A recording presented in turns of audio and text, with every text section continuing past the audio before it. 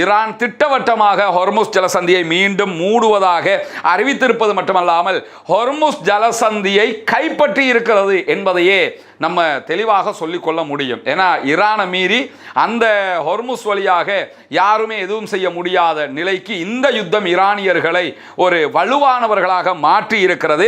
Hormuz நீர்வழியை ஒரு சர்வதேச நீர்வழியாக வைத்துக் கொண்டிருப்பதற்கு அமெரிக்கா திட்டமிடுகிறது என்கிற ஒரு செய்தியை இன்றைக்கு அமெரிக்காவுடைய சென்காம் அறிவித்திருக்கக்கூடிய நிலையில் ஈரானுடைய படைகளுடைய கண்காணிப்பிலிருந்து தப்பி எந்த கப்பலும் போக முடியாது என்று ஈரான் சொல்லிக் கொண்டிருக்கிறது.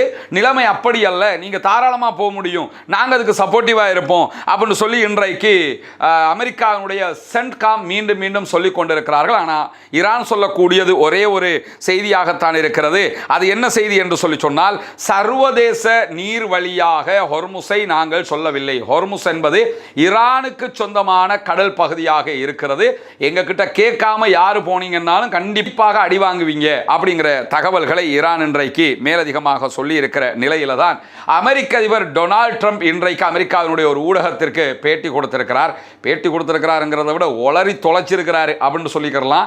ஏன்னா இந்த ஆள் என்ன பண்றாருங்கிறது அவருக்கும் தெரியல, அமெரிக்காவுக்கும் தெரியல. இந்த ஆளை போய் ஜனாதிபதி ஆக்கிட்டோம்டா யோசிக்கிற அளவுக்கு நிலைமை மாறி போயிருக்குது. அதிலும் இந்த யுத்த விவகாரத்தில் அவர் சொன்னதையெல்லாம் கொஞ்சம் நஞ்சமாக நம்ம பார்த்துக்கிட்டு இருக்கிறோம். அத்தனையும் கம்பி கட்டுகிற கதை மாதிரி அவருடைய செயல்பாடுகள் மாறி இருக்கிறது. அதில் என்ன சொல்றாருன்னா, ஈரான் ஆரம்பத்தில் ஈரான் எங்களிடம் கெஞ்சுகிறது, எங்களிடம் கதறுகிறது, இப்படியெல்லாம் சொன்னாங்கல்ல.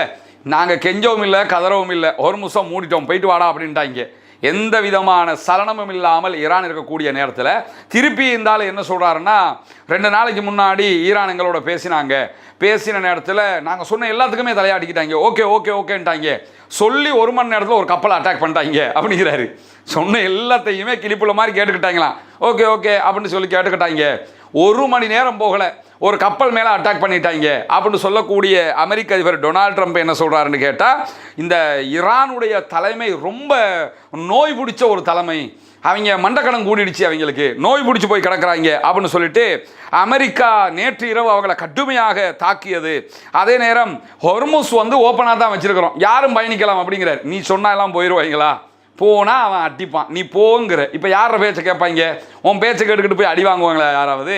எனவே இந்த இடத்துல யாருக்கு நோய்ங்கிறது உலகத்துக்கே தெரிகிற அளவுக்கு டொனால்ட் ட்ரம்பினுடைய நிலைமைகள் மாறிக்கொண்டிருக்கக்கூடிய நிலையில தான்